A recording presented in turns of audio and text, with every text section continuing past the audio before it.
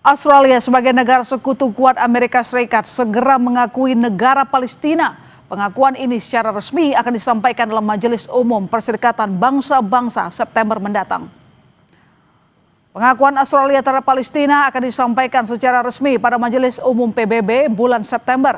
Perdana Menteri Australia Anthony Albanese menyatakan solusi dua negara adalah jawaban kemanusiaan terbaik untuk mengakhiri penderitaan warga Palestina di Gaza.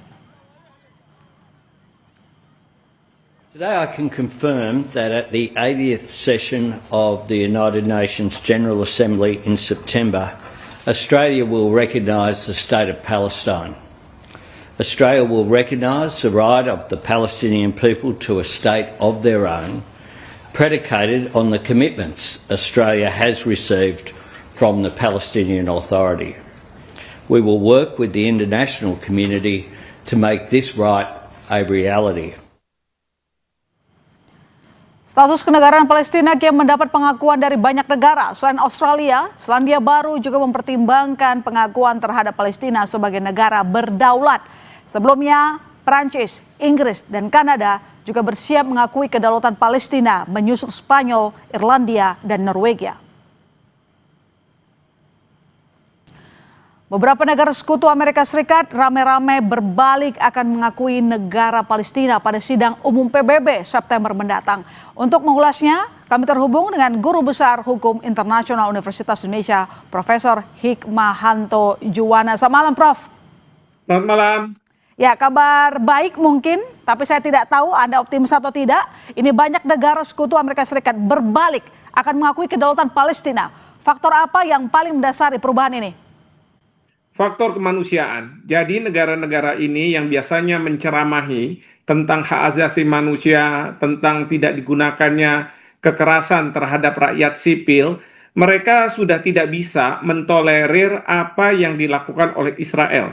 Memang Israel di awal-awal selalu mengatakan bahwa serangan yang dilakukan ke Gaza itu ditujukan ke Hamas, karena Hamas melakukan serangan ke Israel tanggal 7 Oktober 2023. Namun demikian, apa yang dilakukan oleh Israel ini sudah di luar batas kemanusiaan, sudah tidak proporsional. Kalau misalnya itu dianggap serangan terhadap Israel, karena menyerang rakyat sipil, perempuan, anak-anak, laki-laki yang sudah tua tanpa pandang bulu. Dan inti dari Israel adalah, dan ini sudah terkuak informasi, bahwa Israel di bawah Perdana Menteri Netanyahu hendak menguasai Gaza.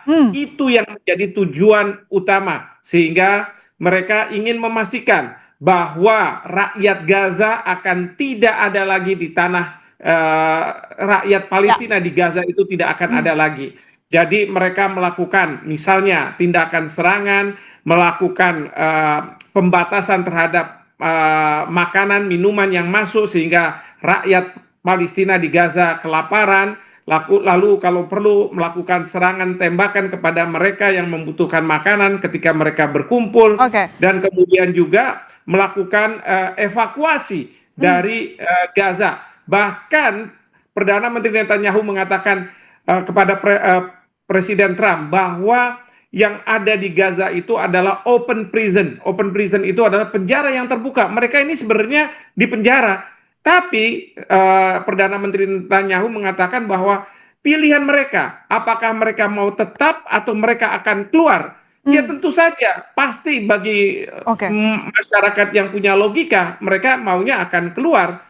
Tetapi ini yang tidak terjadi pada masyarakat Palestina, karena mereka ingin tetap di tanah air mereka meskipun mereka sudah diperlakukan secara kejam oleh Zionis Israel. Dan negara-negara ini baru menyatakan sikap setelah melihat bagaimana Netanyahu ingin mencaplok Gaza dan juga Amerika Serikat yang tampaknya tidak mau tahu soal masalah kemanusiaan. Dan yang terakhir kita lihat bagaimana warga dari Gaza berebutan bantuan yang tampaknya mungkin, saya nggak tahu ada setuju atau tidak, apakah ada unsur kesengajaan dari konstruksi yang dibangun oleh Israel agar warga Gaza lebih makin menderita?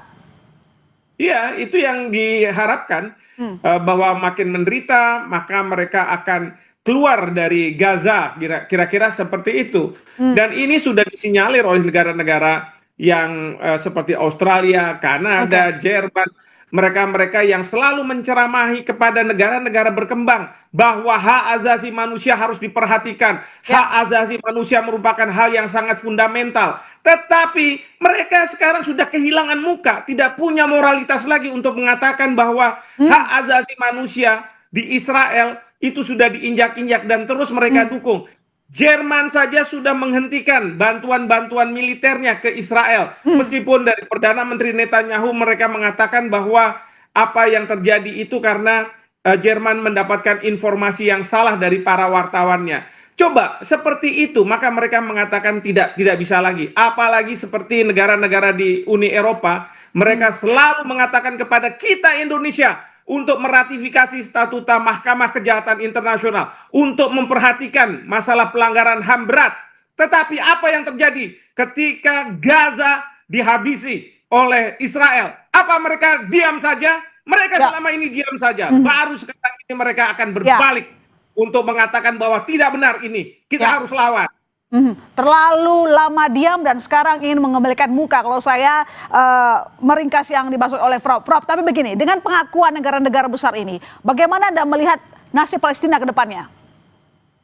Sebenarnya, walaupun ada pengakuan termasuk dari Uni Eropa, negara-negara non-Muslim, negara-negara tidak berpenduduk Islam, katakanlah bulan September nanti di PBB, namun demikian ini tidak akan berdampak pada Palestina menjadi sebuah negara yang merdeka. Kenapa saya katakan seperti itu?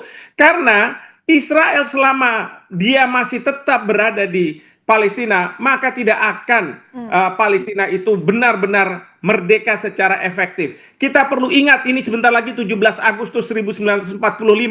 Ketika kita memproklamasikan kemerdekaan, ketika negara-negara mulai mengakui Indonesia sebagai sebuah negara.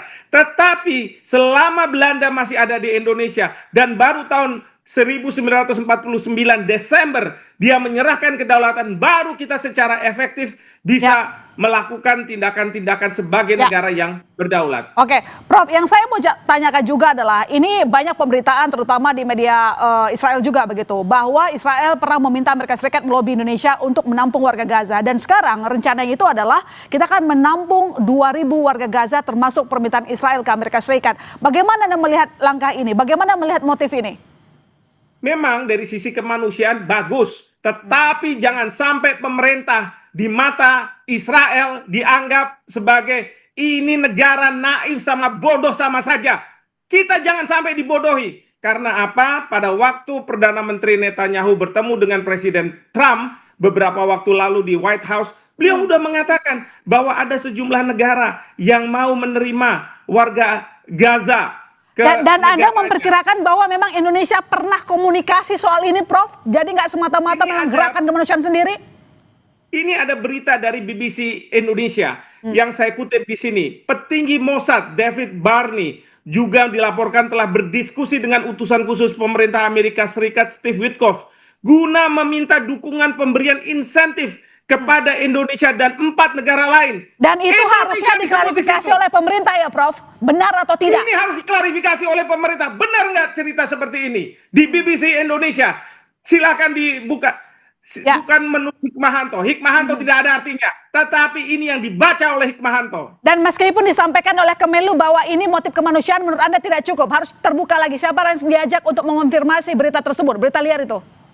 Harus misalnya otoritas Palestina mengkonfirmasi. Jangan kemudian kita sepihak mengatakan bahwa kita akan menerima, kita mempersiapkan. Tidak boleh seperti itu. Baik. Harus pemerintah Palestina kita konfirmasi. Dan yang kedua, pemerintah Palestina yang ada di Gaza, bukan yang ada di tepi barat. Karena mungkin saja di tepi barat mereka punya pandangan lain seperti di Gaza. Seperti itu. Baik, terima kasih Prof telah meluangkan waktu di Kompas Malam. Selamat malam, sehat-sehat selalu.